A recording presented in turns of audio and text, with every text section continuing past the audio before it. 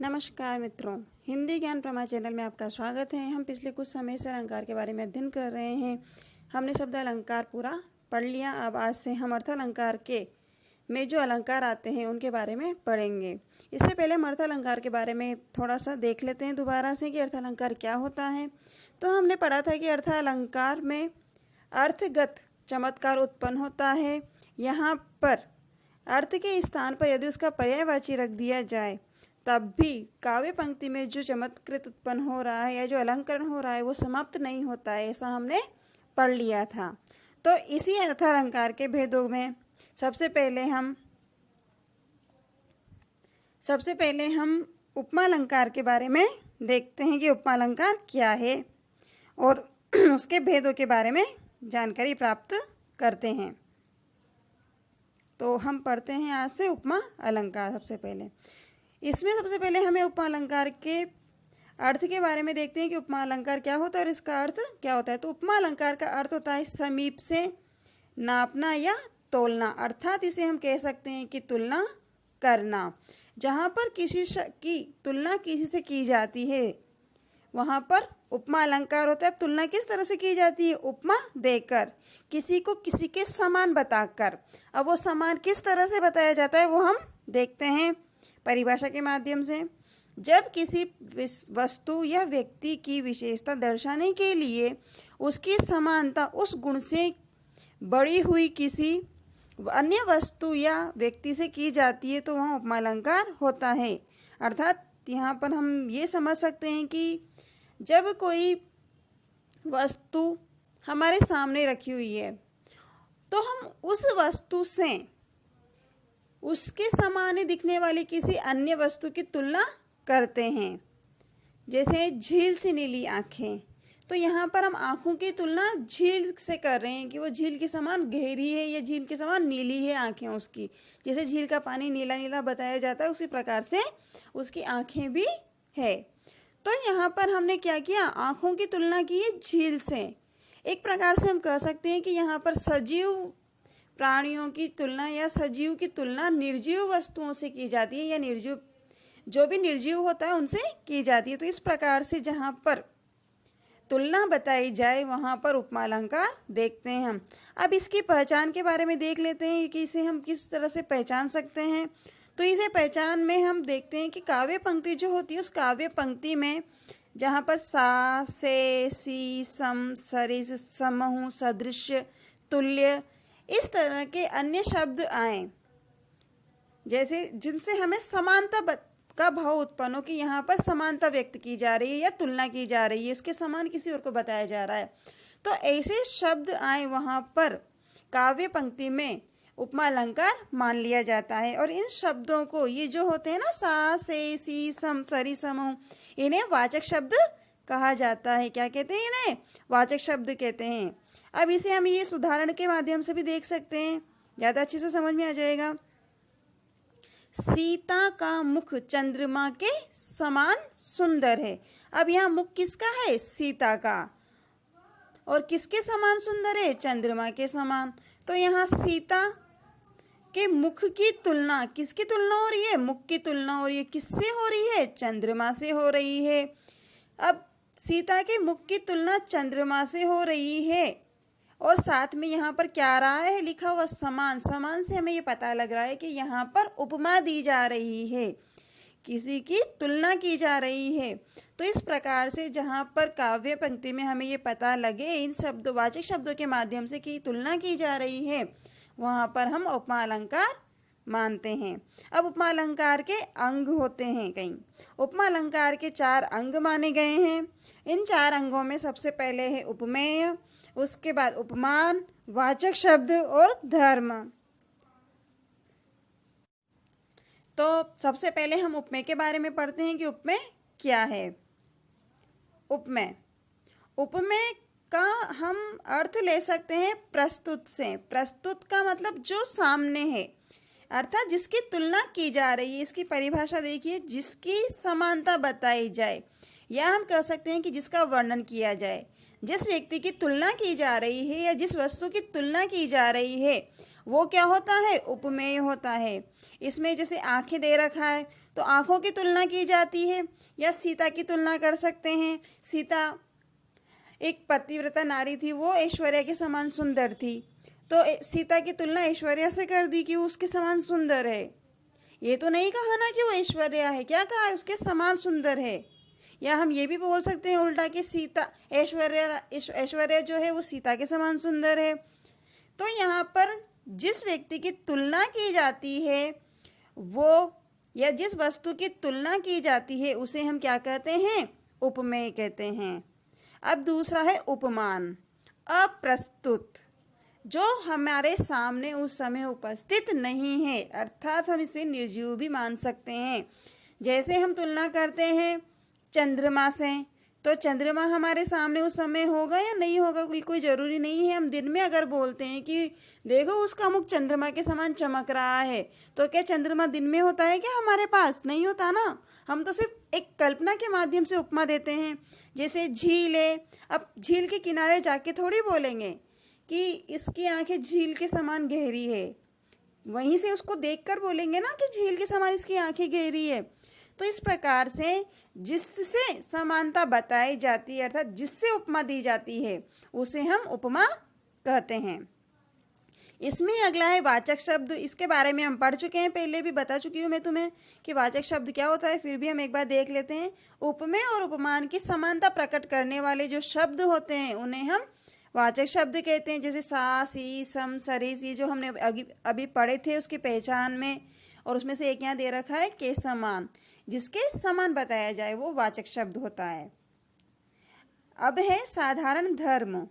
साधारण धर्म में देखिए, उपमेय और उपमान जिस गुण में समान हो, कि वो किस तरह से समान है, सुंदरता में समान है, रंग में समान है, लंबाई चौड़ाई में समान है, किस तरह से समान है, जिस तरह से उनकी समानता की बताई जाए वो क्या होता है, साधारण धर्म कहलाता है। अब इसके हम कुछ उदाहरण देख लेते हैं उपमा अलंकार के। पीपर पात सरिस मंडोला। अब यहाँ पर पीपर पात सरिस मंडोला, इसमें ये जो सरिस शब्द है इसे हम वाचक शब्द कहेंगे, क्योंकि सरिस का अर्थ यहाँ हम क्या लेंगे, किसके समान, किसके समान, पीपर पात, पीपर पात अर्थात पीपल के पत्ते के समान क्या डोल रहा है, उसका मन डोल रहा है।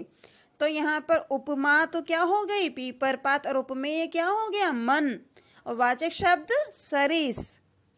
तो यहाँ इस तरीके से जहाँ पर पीपर पात सरिस मंडोला, यानी कि जिसमें उपमेय की तुलना उपमान से की जा रही है, वाचक शब्द का प्रयोग भी हो रहा है, तो यहाँ पर उपमेय अलंकार बन गया। दूसरा उदाहरण भी देखिए, मंजुल मुख शशि सम सुंदर।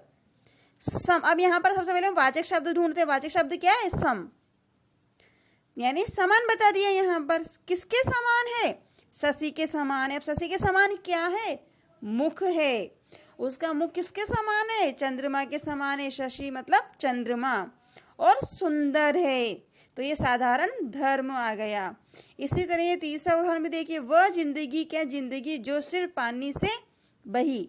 अब यहाँ पर जिंदगी की तुलना किससे की गई है, पानी के समान बहने से, तो सी आ गया ना बीच में, यानी समानता, अर्थात वाचक शब्द किसके समान, पानी के समान, क्या हुआ है, बही है, तो बही साधारण धर्म हो गया, पानी इसका उपमान हो गया, और जिंदगी उपमेय हो गई। तो इस तरह से जहाँ पर उपमेय और उपमान की समानता उपमेय से उपमान की समानता बताई जाती है, मतलब उपमेय की समानता उपमान से बताई जाती है, और साधारण धर्म का या वाचक शब्द का प्रयोग किया जाता है। हमें पहचान के लिए वाचक शब्द का प्रयोग देखना है कि वाचक शब्द इसमें है या नहीं है। कभी कभी वाचक शब्द नहीं होने पर भी उपमा अलंकार होता है, हमें उसकी पहचान करनी पड़ती है। जैसे इस चौथे वाले उदाहरण में देखिए, हरि पद कोमल कमल। अब यहाँ पे हरि का पद अर्थात पैर कोमल है, कमल की तरह। उपमा यहाँ पर तुलना तो की जा रही है, परंतु यहाँ वाचक शब्द नहीं है। कभी कभी वाक्य में ऐसा भी आता है कि तुलना तो की जाती है, परंतु वहाँ पर वाचक शब्द का लोप कर दिया जाता है, अर्थात वो छुपा दिया जाता है। तो हमें इस तरह से भी कभी पहचान करना पड़ सकता है।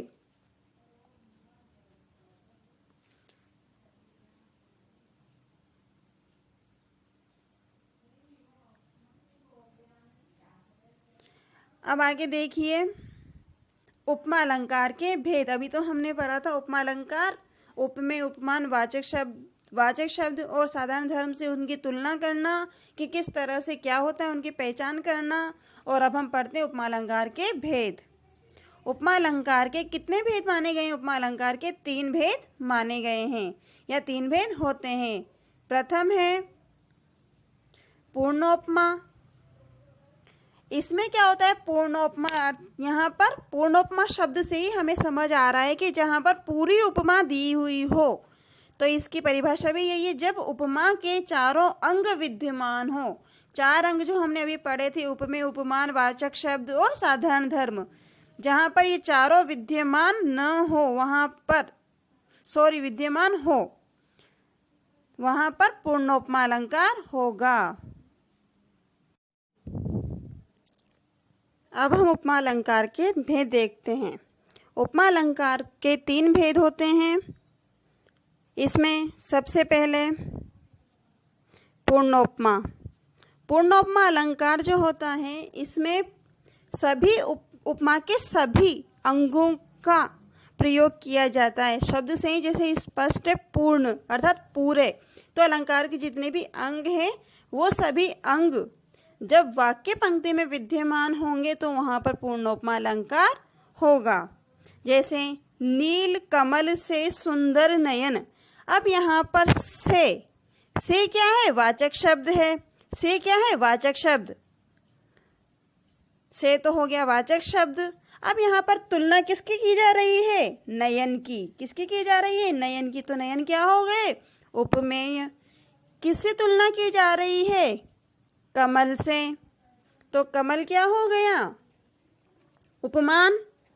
अब वाचक शब्द भी यहाँ आ गया, उपमेय भी आ गया, उपमान भी आ गया, बचा साधारण धर्म अर्थात जिससे समानता बताई जाए, सुंदरता। किसकी समानता बताई जा रही है भाई? किससे? साधारण धर्म क्या बन रहा था उसमें? सुंदर। तो यहाँ पर क्या हो गया? सभी पद आ गए ना, सभी अंग आ गए उसके। वाचक शब्द भी आ गया, उपमान भी आ गया, उपमेय भी आ गया और साधारण धर्म भी आ गया। तो इस प्रकार से जहाँ पर वाक्य पंक्ति में, काव्य की पंक्ति में चारों अंग विद्यमान हो उपमा अलंकार के, वहाँ पर पूर्णोपमा अलंकार होता है। अगला देखिए इसका उदाहरण, रति सम रमणीय मूर्ति राधिका की। अब इसमें भी यही बता रखा है। सबसे पहले हम वाचक शब्द ढूंढते हैं, वो क्या है? सम। अब फिर देखते हैं उपमेय कि किसकी तुलना की जा रही है? राधिका। राधिका की मूर्ति की तुलना की जा रही है, मतलब कि राधिका की तुलना की जा रही है किससे? रति से। यानी कि राधिका की जो मूर्ति है वो किसके समान है? रति के समान है। कामदेव की पत्नी रति थी, उसके समान सुंदर है, कहा जाता है वो बहुत सुंदर है। तो उसी के समान सुंदर राधिका की मूर्ति को बताया गया है। अब इसका अगला भेद देखते हैं, मालोपमा अलंकार। अब इसमें क्या होता है?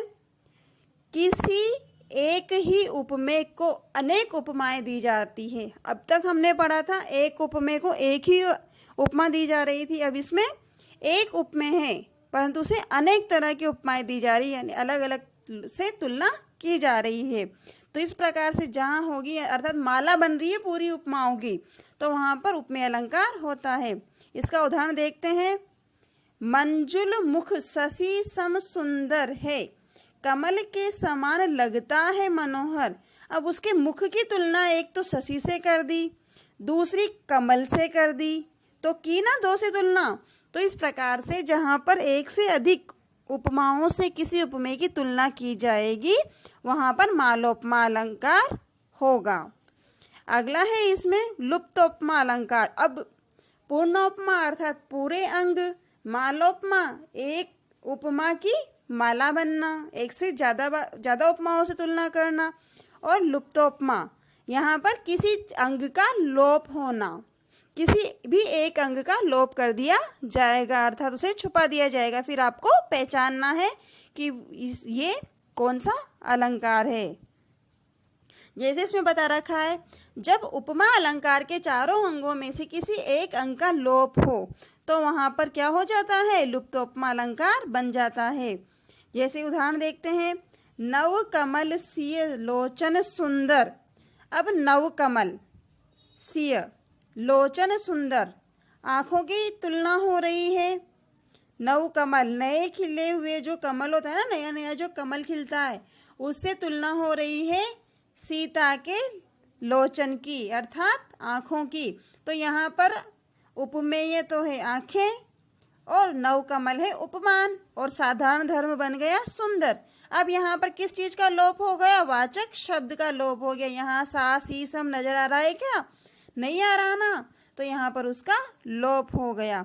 तो इस प्रकार से ये हमारे आज के उपमा अलंकार और उसके भेद हैं जिसका हमने अध्ययन किया। इसमें हमने बताया कि उपमा अलंकार क्या होता है, उसके कितने अंग होते हैं और उसके कितने भेद होते हैं। तो एक बार फिर हम देख लेते हैं कि उपमा अलंकार के 4 अंग होते हैं, उपमेय, उपमान, वाचक शब्द और साधारण धर्म।